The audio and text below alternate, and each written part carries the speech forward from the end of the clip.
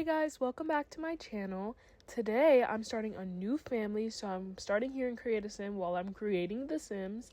And these Sims are inspired by the Hunger Games prequel, The Ballad of Songbirds and Snakes. So today I'm going to be making Lucy Gray and Coriolanus Snow, back when he was a youth, when he was young, before he was a menace to society.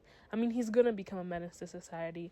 And I don't know if I want to try to follow along to the story how it was before, but I am going to start the characters true to their characters. But obviously Sims is not going to go exactly like Hunger Games, so I'm just going to go where the wind takes me. Maybe they'll die, maybe they'll stay alive. We'll see what happens.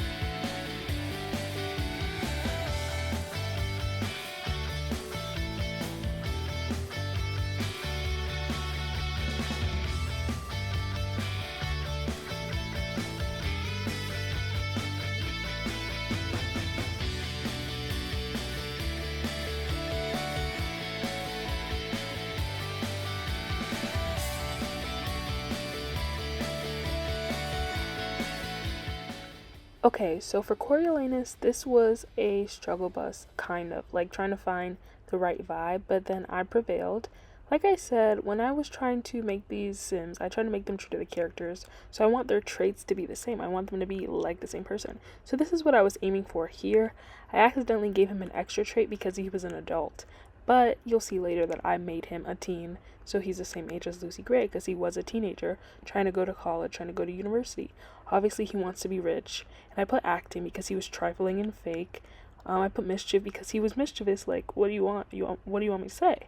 So when selecting his traits, his likes, his dislikes, I really tried to reflect what I thought embodied Coriolanus Snow. So I made him ambitious, I made him a snob, I made him mean. But then once I changed him to a teenager, teenage Sims only have 2 traits, so I had to adjust. So I think I got rid of ambition. You'll see later on. But for these outfits, do not judge because I was trying to really showcase that Coriolanus flair. But it was kind of difficult to find outfits that were like how they showcased in the movie, at least. So I tried to go for the vibe. Like, what am I supposed to do for the athletic one? Like, that doesn't make sense. Or like the swimming.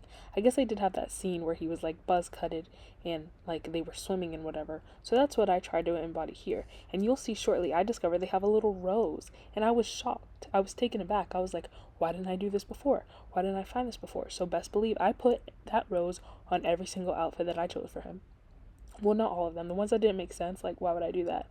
But like the formal wear, the party wear, they will have the rose, because what is he if not the man who wears roses? If you know the story, you know the story, and you know the significance. So the fact that Sims had it was just like, this was a match made in heaven. Like, this is exactly how it was supposed to be.